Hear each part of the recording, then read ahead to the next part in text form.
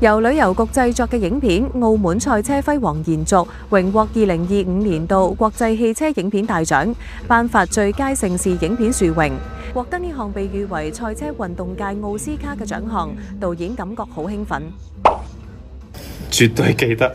因為你去到去有一樣嘢咧，大家真係要知道呢一樣嘢，我係唔知嘅。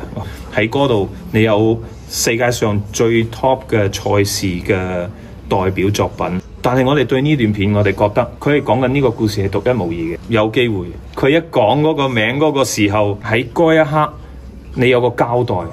影片帶領觀眾走進震撼嘅影院世界，體驗跨越逾70年歷史嘅澳門大賽車傳奇之旅。觀眾喺長約8分鐘嘅影片中，可到感受澳門大賽車喺充滿傳奇嘅東望洋賽道內外嘅情感世界。同時，影片刻畫大賽車同城市交織嘅故事、遊合延伸活動、籌備過程等。呢條片其實係同我哋嘅城市